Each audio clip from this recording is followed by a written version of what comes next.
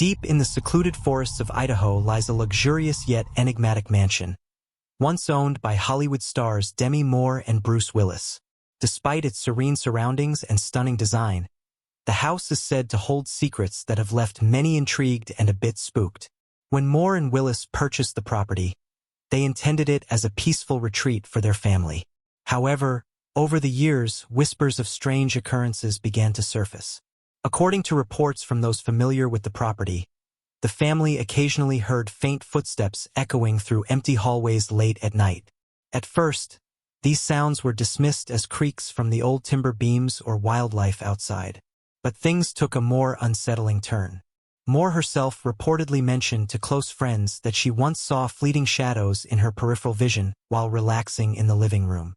Bruce Willis, known for his calm and collected demeanor, allegedly joked about the unseen house guests, but even he later admitted to hearing unexplainable noises on several occasions. The mansion's dense forested location adds to its mystique. Some believe the land holds a rich and complex history tied to the early settlers of the area. Local legends suggest that the property might have been part of an ancient Native American settlement or the site of an old pioneer homestead, both of which could explain the supposed spiritual activity. Over time, the family became used to the occasional oddities, even playfully naming their unseen visitors the forest guests. While they never publicly acknowledged these experiences as paranormal, it's clear the house left a lasting impression on those who lived there. Today, the Idaho mansion remains a symbol of mystery. For visitors and locals alike, its stories continue to stir curiosity about the unknown, proof that even the most glamorous lives can encounter the inexplicable. As the years passed, the odd occurrences in the mansion seemed to grow more frequent. One of the family's most unsettling nights reportedly began with what sounded like soft humming coming from the forest. At first, they thought it might be the wind playing tricks on them. But as the hours wore on, the noise moved closer, almost as if it was circling the house. The family dog, usually calm and protective, began behaving strangely, growling at corners of the room where nothing could be seen. On one occasion, the dog even refused to enter the upstairs hallway, staring intently at the empty space as if it were occupied by something or someone. One particularly eerie account involved the youngest daughter, who once woke her parents in the middle of the night. She claimed she had seen a woman in a long dress standing near her bedroom window, staring into the woods. Despite Willis immediately checking the grounds and finding no sign of intruders, the child insisted the woman was real and had silently turned and walked into the shadows. What made these events even more puzzling was their unpredictable nature. Days, even weeks, might pass without incident. Then, as if the house itself decided it was time, the activity would return, small but undeniable. Picture frames would tilt on their own, lights would flicker despite no electrical issues, and that faint humming would come back, always at night. Locals in the nearby town began to share their own theories. Some believed the land was cursed, pointing to old stories about travelers disappearing in the dense forest during Idaho's pioneer days.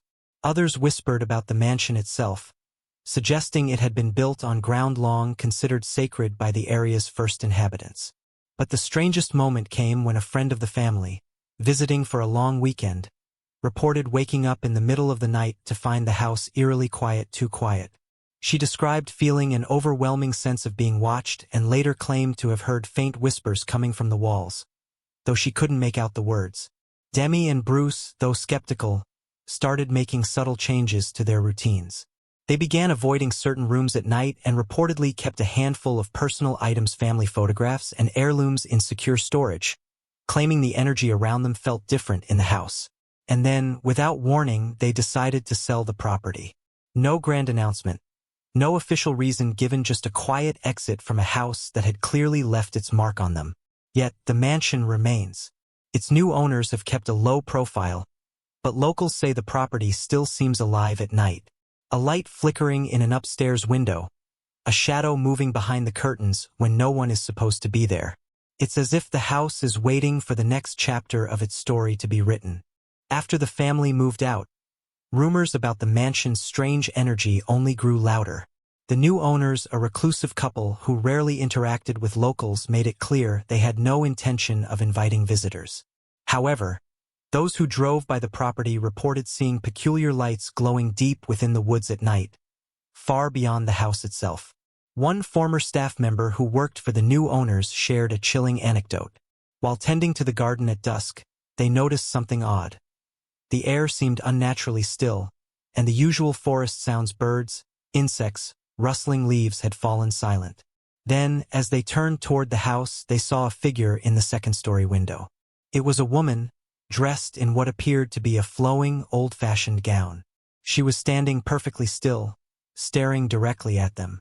The employee, startled, ran inside to report the sighting, only to be told no one else was home. The mansion itself seemed to resist being forgotten. Contractors hired for renovations began to share their own unsettling experiences. One worker described hearing faint whispers in an empty room, while another swore he saw handprints on freshly painted walls, handprints too small to belong to any of the crew. Tools would vanish only to reappear in impossible locations, and on more than one occasion, workers refused to stay past sunset. The most baffling event came during a stormy evening. Neighbors claimed they saw every light in the mansion flicker on simultaneously, even though the power had been out across the area. When questioned, the owners dismissed the claims as exaggerations, but those who witnessed it insisted the glow from the house illuminated the forest in an otherworldly, almost unnatural way. What's perhaps most intriguing is the way the mansion seems to choose its witnesses. Some people have stayed there overnight, reporting nothing out of the ordinary. Yet others seemingly at random have recounted encounters so vivid, they've refused to return. A visiting historian, intrigued by the mansion's reputation, began researching the land's history. What they uncovered was unsettling. Records of a homestead from the late 1800s, abandoned after a tragic fire, claimed the lives of its residents. Though little evidence remained, one detail stood out. Witnesses at the time reported seeing a woman running into the forest during the blaze, carrying something small, perhaps a child, never to be seen again. Was it her spirit that visitors claimed to see near the mansion's windows? Was the land itself holding onto something from the past, refusing to let go? And then, there's the matter of the journal. A leather-bound book, reportedly found hidden in the attic by the current owners, containing entries written in a spidery hand. The entries are brief, fragmented, but chilling. They speak of a presence watching the writer, of dreams filled with fire and smoke, and of voices calling from the woods. But the journal's final entry is the most cryptic of all. The house is awake. It knows we are here. The journal's discovery sent whispers rippling through the town, but the owners refused to share the book with anyone, claiming it was nothing more than a family relic left behind by previous occupants. Yet, those who'd been inside the mansion reported that it seemed to hum with a strange energy, as if the house itself were alive and aware of their presence. A paranormal investigator unofficially invited by one of the hesitant workers managed to spend a single evening at the property. Equipped with thermal cameras and sensitive audio equipment, they hoped to capture evidence of the mansion's supposed hauntings. At first, the night seemed uneventful, but as the clock ticked past midnight, the air grew heavy, almost suffocating, and the equipment began to malfunction. The investigator described hearing faint tapping sounds, as though someone were walking down the hall in bare feet.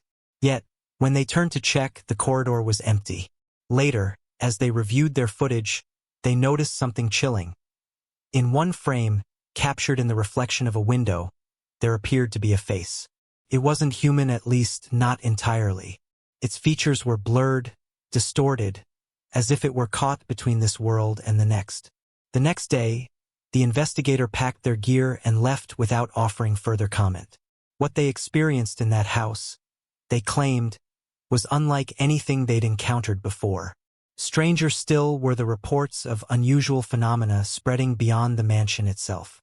Local hikers claimed the trails surrounding the property had begun to feel off, as if they were being watched. Some reported finding strange symbols carved into the bark of trees, symbols that didn't match anything known to the area's history or culture. One particularly eerie account came from a teenager who ventured too close to the mansion while exploring with friends. She described hearing a woman's voice softly calling her name from the edge of the forest. Her friends heard nothing, but she was insistent, saying the voice was kind, but urgent, almost pleading.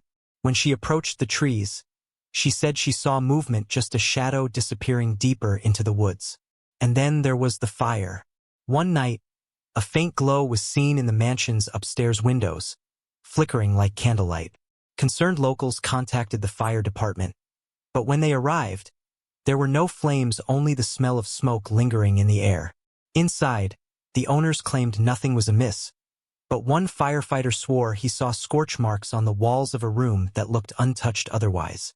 What unsettled him most, he later confided, was what he found in the ashes of the fireplace. Among the burnt wood and soot was an object that didn't belong. A small, charred porcelain doll, its face cracked but unmistakably staring back at him. The doll was removed from the house, but its disappearance raised new questions. The owners claimed to know nothing of its origins, yet rumors spread that the doll wasn't the only thing that had been unearthed. Others whispered about strange artifacts found buried in the grounds, items so peculiar that they only deepened the mansion's already chilling mystery. And then, as abruptly as it had begun, the activity seemed to stop. The mansion grew silent, the forest trails returned to normal, and no further strange events were reported. At least, not until the most recent visitor, an unsuspecting journalist drawn to the mansion's story, made a startling claim. In their last communication before leaving the site, they sent a single message to a colleague. "The house isn't silent. Just waiting. Don't forget to subscribe and like if you liked this story." After the journalist's cryptic message, nothing further was heard from them. Their disappearance sparked a flurry of speculation. Some suggested they had left the area without notice, while others believed the mansion itself had something to do with their vanishing. Meanwhile, the town's unease grew. A local librarian, intrigued by the whispers about the mansion, began digging through archives in search of any overlooked details. Late one evening, she came across an entry in an old ledger belonging to a logging company that had once operated near the mansion's land. The entry, dated nearly a century earlier, described a foreman's warning to his workers. "Do not cut beyond the ridge. The forest there listens, and it does not forgive." The librarian noted something odd: a series of reports filed over the next few months describing the sudden disappearance of two loggers. Their tools were found abandoned at the base of the ridge, their tracks leading into the forest but never out. When she tried to access the company's later records, she found the ledger abruptly stopped. No explanation, no closure. Around the same time, hikers reported finding a strange phenomenon near the property. A circle of dead trees, their trunks scorched as if by fire, yet the ground beneath them was untouched. In the center of the circle, they found what looked like a shallow grave, freshly disturbed but empty. As word of these discoveries spread, another chilling detail emerged. A local artist, inspired by the mansion's reputation, had painted a series of abstract works based on the land's history. One piece depicted the dense forest with a figure barely visible among the trees, tall, gaunt, and shrouded in shadows. The artist later revealed that they hadn't painted the figure intentionally. "It wasn't there when I started," they claimed in a shaken voice during an interview. "But as I worked, it just appeared. I don't know how to explain it." What's more unsettling is that those who've seen the painting in person describe feeling an inexplicable pull toward the figure, as if it's watching them directly. Rumors of the mansion's influence began to take on a life of their own. Some believe the land is a nexus of energy, a place where the past bleeds into the present. Others claim it's the mansion itself, that something was brought into the house, something that refuses to leave. One account, whispered by a former caretaker, adds another layer of mystery. The caretaker claimed they found an unusual room in the mansion's basement, one not listed on any blueprints. The room was empty except for a single chair placed in the center, facing the far wall. Carved into the wall, almost imperceptibly, were dozens of marks, like scratches from fingernails. But the most disturbing detail? The chair was bolted to the floor. When asked about this room, the current owners denied its existence. Yet, visitors who've been near the basement door describe feeling an overwhelming sense of dread, as though something on the other side is waiting for it to open. Despite the mansion's quiet appearance, locals insist the house is not empty. On certain nights, Faint lights can still be seen in the upper windows, and the forest remains an enigma. Some say if you stand too close to the trees at dusk, you'll hear your name whispered on the wind, followed by the faint sound of footsteps retreating deeper into the woods. And the most unnerving part? No one can explain why those footsteps never sound like they're walking away, they always sound like they're coming closer. Months after the journalist's disappearance, rumors surrounding the mansion began to take on an almost feverish intensity. The owners had grown increasingly reclusive, rarely seen in town, and when they did appear, they seemed withdrawn, their expressions heavy with exhaustion. One shopkeeper claimed the wife's hands were trembling as she paid for groceries, her whispered voice saying, "It's worse at night." Despite their silence, strange accounts kept emerging. A delivery driver, tasked with bringing a package to the property, described a peculiar encounter.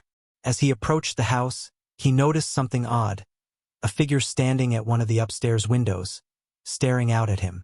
He assumed it was one of the owners until he reached the door and they answered. Both were downstairs. When the driver mentioned the figure, the owners froze, exchanging a look before quickly closing the door without another word. Meanwhile, the forest around the mansion seemed to grow darker, not just in mood but physically. Hikers began to report an unnatural dimness, even during the brightest part of the day. Some described hearing faint whispers as they walked the trails, whispers that seemed to come from the trees themselves. One chilling story came from a pair of teenagers who had dared each other to camp near the property's edge. They set up their tent just before dusk, laughing off the mansion's reputation. But as night fell, their bravado began to fade. Around midnight, they heard it, a steady, rhythmic knocking sound, coming from the direction of the mansion. When they stepped out of the tent to investigate, the sound stopped. But as they stood in the silence, they noticed something horrifying. All around them, the trees bore fresh marks, 3 long, deep scratches, as if something had dragged claws across the bark. They didn't stay to find out more. Local historians, still fascinated by the mansion's shadowy past, uncovered another cryptic piece of the puzzle. An old photograph, taken sometime in the early 1900s, showed a group of workers standing near the edge of the forest. At first glance, the image seemed unremarkable, but upon closer inspection, a face could be seen peeking out from between the trees in the background. The face was pale, its eyes wide and staring directly at the camera. What made this discovery truly disturbing was the timeline. The photograph had been taken decades before the mansion was built. The current owners, seemingly unable to cope with the escalating tension, put the property back on the market. However, attempts to sell the house have been unsuccessful. Potential buyers report feeling uncomfortable during tours, some even leaving midway through without explanation. One prospective buyer claimed they heard a faint whisper as they stood in the grand foyer. A single word, "stay," and then came the letters. Shortly after the house was listed, a series of handwritten notes began appearing in the town's post office, left anonymously. The letters, written in uneven, almost childlike script, were addressed to no one in particular but seemed to speak directly about the mansion. It doesn't want them to leave. The forest remembers. The chair is not empty. The notes weren't signed, and their origin remains unknown. But the most chilling letter of all simply read, "The house will choose who stays next." After months of silence from the mansion, the town's unease grew unbearable. Some believed the house was lying dormant, waiting. Others thought it had finally been abandoned by whatever dark force had claimed it. But when the mansion was unexpectedly sold to an enigmatic buyer, a wave of dread rippled through the community. The new owner, an investor from out of state, seemed unfazed by the mansion's chilling reputation. He had plans to renovate the property into a luxury retreat, brushing off the warnings of locals as nothing more than small-town superstition. Workers arrived to begin renovations, but from the very first day, strange incidents plagued the project. Tools disappeared or were found in inexplicable places, sometimes bent or broken beyond repair. Workers refused to enter the basement, claiming the air there felt thick, almost suffocating. One worker, visibly shaken, quit on the spot after seeing what he described as a shadow that moved on its own. across the far wall of the dining room. Still, the renovations continued, until the night the mansion's power failed. According to the foreman's account, the blackout occurred just after sunset, plunging the property into an unnatural darkness. The workers, using flashlights to finish securing the site, began to hear noises, faint whispers that seemed to echo through the empty rooms. Then came the footsteps, heavy, deliberate, and coming from upstairs. Terrified, the crew fled the site, leaving their tools behind. When they returned the next morning, they found the mansion undisturbed, except for one detail. On the second floor, in a room that had been cleared for painting, every wall was covered in markings. The scratches, faint but unmistakable, formed words written in uneven rows. "This is not your home." The foreman quit the project, and the remaining crew refused to return. The investor, still skeptical, decided to visit the mansion himself. He arrived on a crisp autumn evening, intending to spend the night and prove once and for all that the house was just a house. He was never seen again. When authorities searched the property, they found no sign of the investor. His car was still in the driveway, his belongings untouched. Inside the mansion, the only clue was a single chair in the basement, the one bolted to the floor. It had been turned to face the door. On the seat was a small, charred porcelain doll, its empty eyes staring into the darkness. The mansion was abandoned after that, left to rot beneath the canopy of trees. Locals whispered that the forest had reclaimed it, that whatever dark force had once stirred within its walls had finally been satisfied. The road leading to the property was overgrown within a year, and eventually even the bravest souls stopped venturing near. But the story didn't end there. A few years later, hikers passing through the area reported strange sounds coming from the forest, soft humming, faint whispers, and the unmistakable sound of footsteps in the leaves. Some claimed to see faint lights flickering deep among the trees, too far from any known path to be natural. One hiker, who ventured too close to the property, stumbled upon something that chilled him to his core. Carved into the bark of a massive tree near the mansion's edge were the words, "It's awake." The mansion still stands, hidden by the forest, waiting. And as the years pass, one thing remains certain. Whatever happened there, it's not finished. Not yet. Don't forget to subscribe and like if you liked this story. Any coincidences with real events or characters are accidental.